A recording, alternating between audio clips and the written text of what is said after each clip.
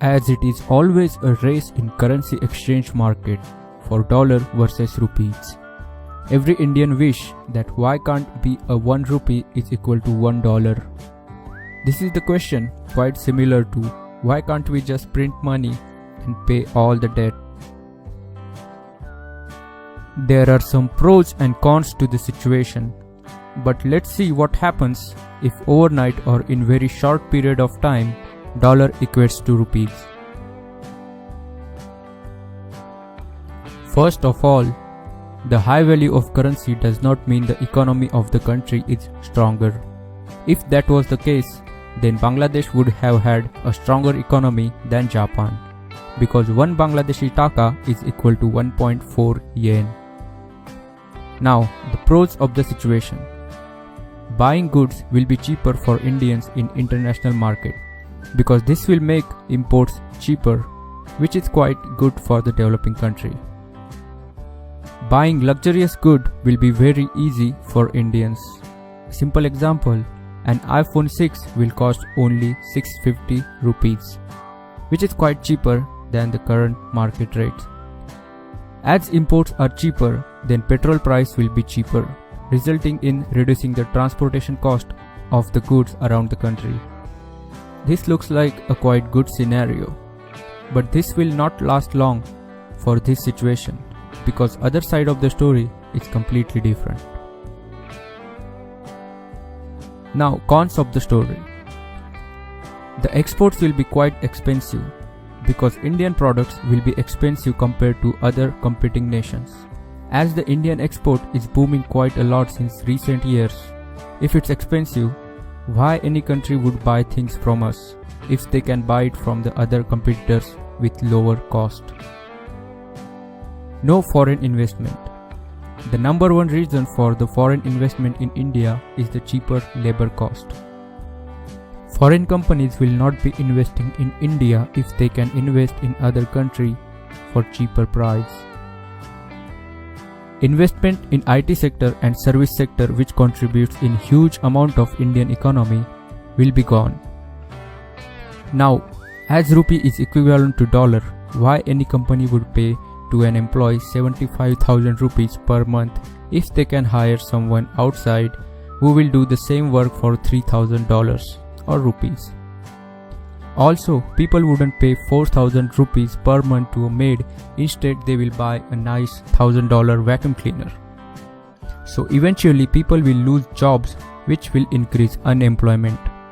Plus the investment is not coming to a country, resulting into a complete economic slowdown. The outsourcing of jobs in India will be stopped. Also, the companies which are present in India will start to move out, as it will be not profitable for them. Similar situation happened in 2008 when dollar was quite strong around 40. The imports were good, but the BPO sector and the IT sector suffered a lot. The situation of 1 rupee equal to $1 is just not affordable for growing or developing country. Now someone will say, what if we don't need foreign investment? We use all the Swadeshi stuff. Well, that will not work either. We have done that till 1990, and the economic growth happened when we let go that idea after 1990. If we boycott foreign products, then others will also boycott our products, which will reduce exports because we reduce imports, not beneficial. It is called protectionism, which is completely opposite to free trade. Also, less exports mean less foreign reserves for imports. Japan also suffered a huge economic loss when their currency was overvalued in 1986. China has the fixed rate system in which government decides the value of currency and they devalue their currency against the dollar all the time, just to capitalize on the export market. In the beginning of 2016, China has done the same. Our finance minister and RBI governor is not worried about the falling rupee, but they are worried about the fluctuations in the market. The stabilization of Indian rupee is important thing, whether it might be on 50, 60 or 70. Today if rupee is 60 and tomorrow it is 70, it's too much fluctuation in short time. and not good for economy.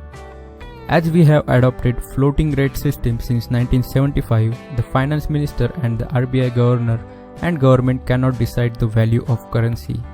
It is the market supply and the demand of rupee decides the value. But the finance minister and RBI governor do have control over the policies and maintaining the foreign reserves of the country. Through this, they try to maintain the value of rupee constant by controlling the inflation rate, so that the currency does not get completely depreciated. As an Indian, we do want our currency to be high valued, but at what cost? The cost is too much. And the main reason is, as I mentioned earlier, the cost of the currency is not the scale which determines the economy of the country. It is just a different way to measure value. A mile is 1.6 km, but if you run 16 km or 10 miles, the distance is the same. Eventually, it will happen with the growing economic activities, manufacturing and production at much more scale, but no sooner than 4 to 5 decades, or maybe more.